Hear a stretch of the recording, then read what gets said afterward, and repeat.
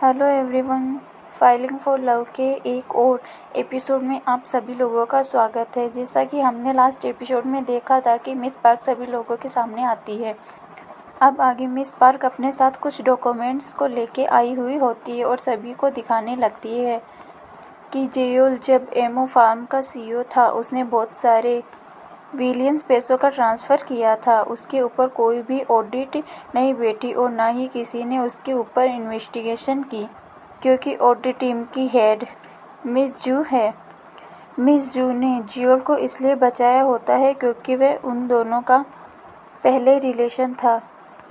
फिर हम मिस जू को देखते हैं जहाँ पर वह सभी लोगों को इस चीज़ के बारे में बताने लगती है, मतलब कि वह सफाई दे रही होती है। मैंने यह सब जेल के लिए नहीं किया था, मुझे जो ठीक लगा मैंने उस वक्त वो ही किया था। हम चेयरमैन को देखते हैं जिससे कि हार्ट अटैक आने लगता है।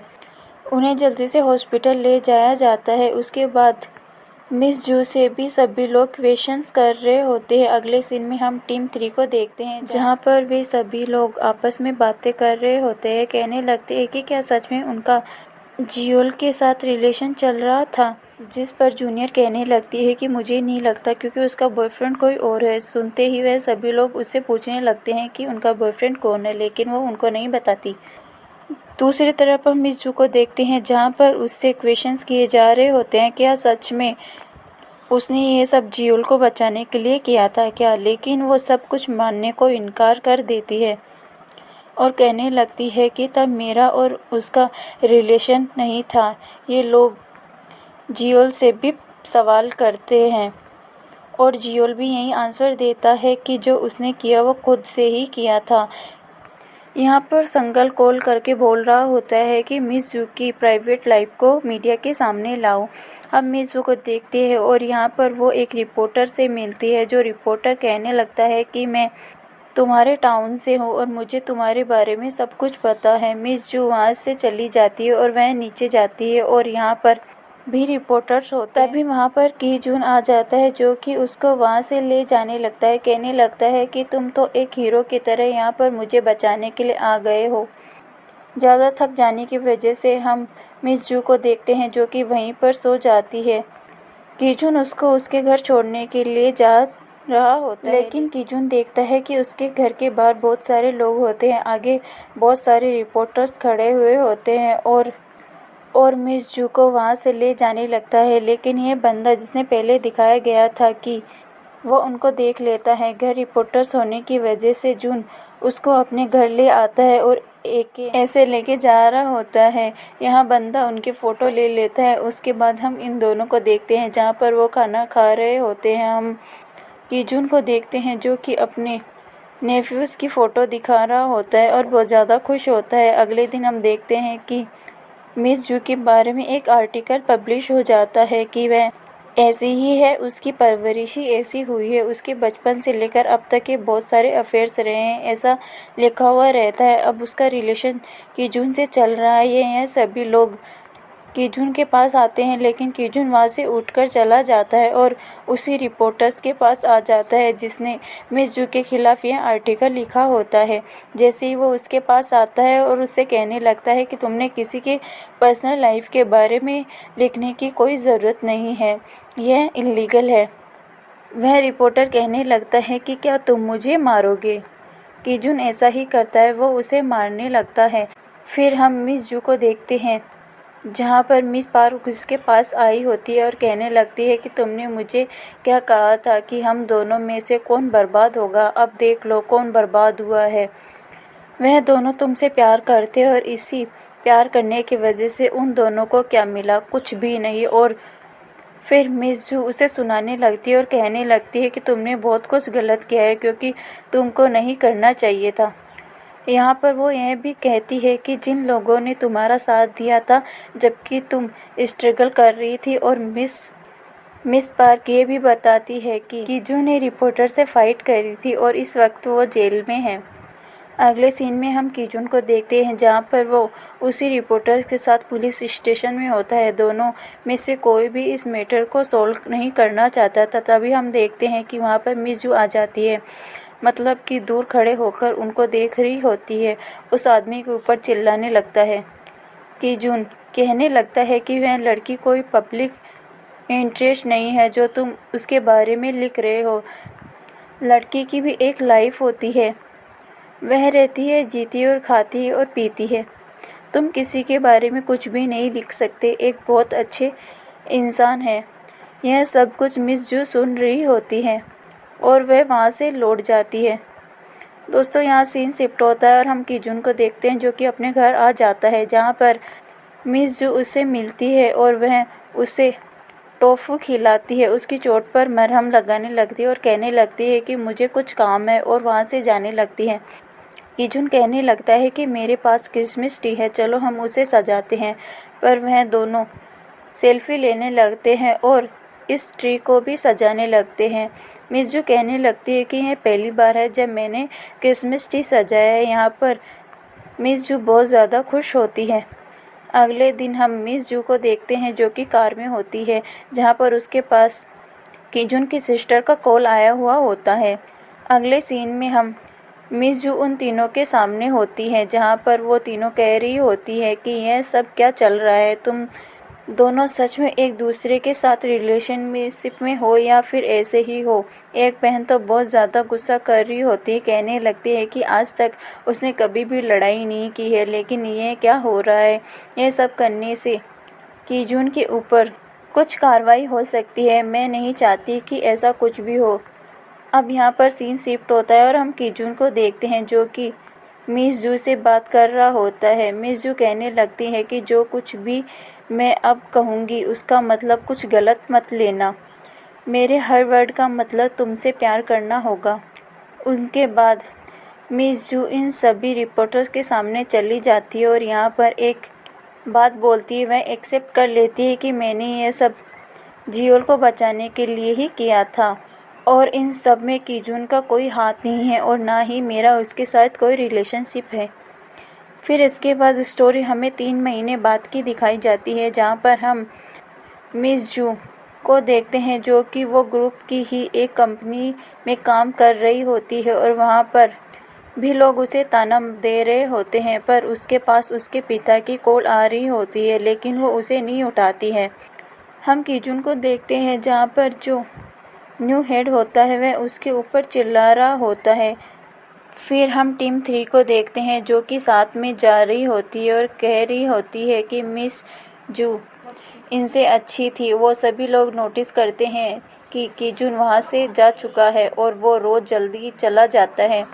फिर हम कीजून को देखते हैं जो कि मिस जू से मिलने के लिए आया होता है और यहाँ पर वो दोनों बहुत ज़्यादा खुश होते हैं। मिस जू कहने लगती है क्यों ना हम दोनों यहाँ पर चलें, मतलब वह होटल की तरफ इशारा करने लगती है और कीजून इसका गलत मतलब निकाल लेता है।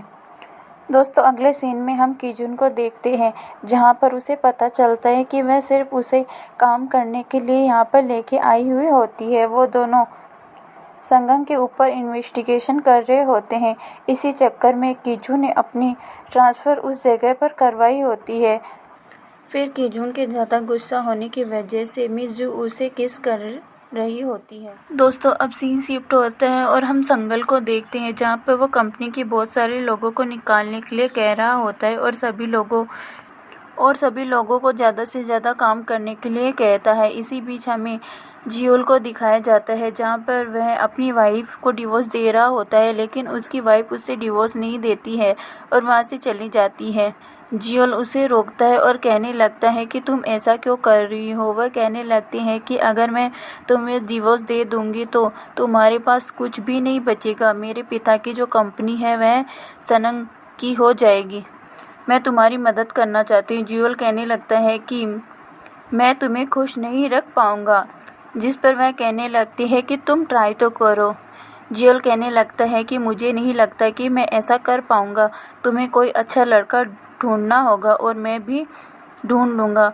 बोलते ही वह रोने लग जाती है। वह दोस्तों, यहाँ सीन शिफ्ट होता है और हम मिस जू को देखते हैं जहाँ पर वो कंपनी में काम कर रही होती है और जो मशीनें होती है वो अच्छी तरीके से काम नहीं कर रही होती है।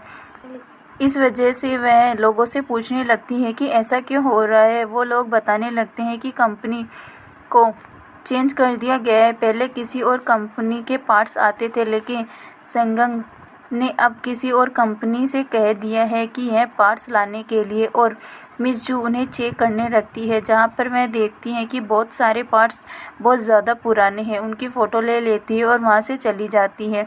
दोस्तों, यहाँ सीन शिफ्ट होता है ऑफिस की तरफ, जहां पर हम देखते हैं कि इन तीनों को बुलाया जाता है। सभी लोग बात कर रहे होते हैं कि टीम के मेंबर्स बताने लगते हैं कि हम टीम 3 को पूरी तरीके से हटाना चाहते हैं। अभी वह टीम 3 के सिर्फ 3 ही मेंबर्स को हटाएंगे।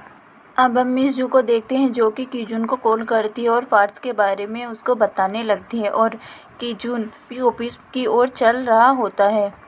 वह बताता और कहने लगता है कि अभी मुझे मेरी टीम के साथ रुकना होगा, अगर तुम चाहो तो तुम मुझे ज्वाइन कर सकती हो। जिस पर मिस जू कहने लगती है, ठीक है, मैं आ जाऊंगी। और हम टीम 3 को देखते हैं, जहां पर वो सभी लोग डिनर कर रहे होते हैं और दुखी भी होते हैं, क्योंकि उनमें से 3 लोगों को जॉब से हटा दिया गया था।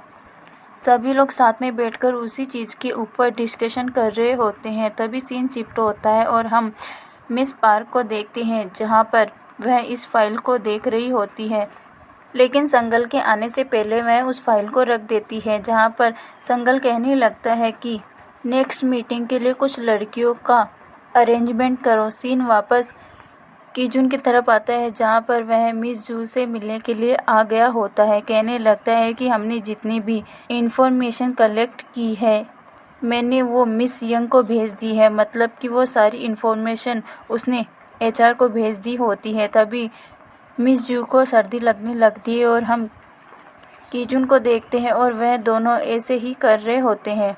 वहाँ पर टीम 3 आ जाती है, उनको देख लेती है और कहने लगती है कि क्या यह सच था और ये सब क्या चल रहा है। इस टाइम पर नशे में होते हैं वो आगे बढ़ने लगते हैं। कीजून से कहने लगते हैं कि क्या यह तुम्हारी गर्लफ्रेंड है। तभी वह मिस जू को देखते हैं और सीधे सर झुकाते हुए वह पीछे चले जाते हैं। इसके बाद वो सभी लोग साथ में बैठे हुए रहते हैं, जहाँ पर वह दोनों बताते हैं कि वह दोनों एक दूसरे से प्यार करते हैं। सभी लोग जूनियर से कहने लगते हैं कि तुम मिस जू के बॉयफ्रेंड के बारे में बताने वाले थे, क्या वह जूनी था।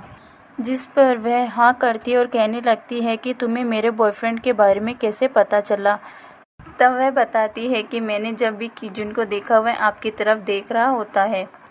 वह सब इस चीज़ के ऊपर भी बात करते हैं कि तुमने कीजून को बचाने के लिए वह सब बोला था, इंटरव्यू में तुमने जियोल को यूज किया था। तभी लोग खुश होने लगते हैं, तुमने उसे बचाने के लिए सब बोला था। तभी हम इसको देखते हैं, जो कि रोना स्टार्ट कर देता है और कहने लगता है कि आप दोनों साथ में बहुत अच्छे लग रहे हो। उसकी खुशी गम में बदल जाती है। वह सभी लोग फिर से दुखी हो जाते हैं, उनकी जॉब जाने वाली है। तभी हम मिस जू को देखते हैं, जो कि उठती और कहने लगती है कि अभी भी कुछ नहीं हुआ है। तुम सभी लोगों को यह सब सोचने की ज़रूरत नहीं है, कि उन सभी लोगों को मोटिवेट करती है। अब हम उन दोनों को देखते हैं, जो कि कार में होते हैं, जो सोच रहे होते हैं कि अब हमें क्या करना चाहिए, क्योंकि कोई भी नहीं है जो हमारे पास हो संगल के अगेंस्ट खड़ा हो सकता है, जो कि संगम का खुद का भाई जियोल ही है।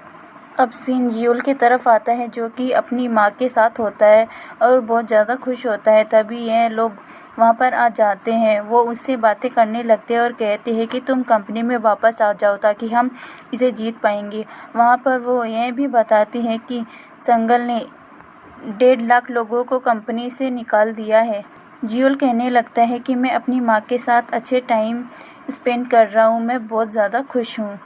मतलब कि वो उन लोगों को मना कर देता है। दूसरी तरफ हम संगल को देखते हैं, जहाँ पर वह मिस पार्क को बुलाता है और उसके ऊपर चिल्लाने लगता है। आगे उसने लास्ट टाइम पे कहा था कि मैं जिन लोगों से मिलने वाला हूँ, तुम्हें उनके लिए लड़कियों का बंदोबस्त करना होगा। लेकिन मिस पार्क ऐसा नहीं करती है, पार्टनर्स के लिए लड़कों को चूज करती है, जिसकी वजह से वह उस पर गुस्सा करने लगता है और कहने लगता है कि तुम जैसे लोगों की मुझे ज़रूरत नहीं है, और वहाँ से उसे जाने के लिए कहता है। किसी से बात भी कर रहा होता है कि यहाँ पर हेमोफार्म के ट्रांस को बेचने के लिए भी कहने लगता है। अब हम जियोल को देखते हैं, जहाँ पर वो अपने घर पे होता है और उन्हीं लोगों के बारे में सोचने लगता है, मतलब 1.5 लाख लोगों के बारे में। पर वह यह भी देखता है कि हेमो कंपनी में ट्रांस को बेचा जा रहा होता है। अगले दिन हम संगल को देखते हैं, जो कि कंपनी में आता है। मतलब कि आज उसकी मीटिंग होने वाली होती है। तभी हम कुछ लोगों को देखते हैं जो कि वहाँ पर धरने लिए बैठे हुए होते हैं। यहाँ पर टीम 3 भी होती है और कहने लगती है कि हमें डील करने वाले यहाँ पर जल्दी आने वाले हैं, तुम इन सभी लोगों को यहाँ से भगा दो। जो गाइस होते हैं उन सभी लोगों को भगाने लगते हैं। वहाँ पर इन तीनों की ग्रैंड एंट्री होती है, मतलब एकदम हीरो की तरह वो लोग चलकर आ रहे होते हैं। टीम 3 बस उनको देखे जा रही होती है। इसी के साथ हमारा एपिसोड यहीं ख़त्म होता है। अगर फ्रेंड्स आपको ये एपिसोड ज़रा सा भी पसंद आए हो तो लाइक करें, शेयर करें, कमेंट करें, सब्सक्राइब करें। अगला एपिसोड जल्दी आएगा, तब तक के लिए बने रहिए हमारे साथ।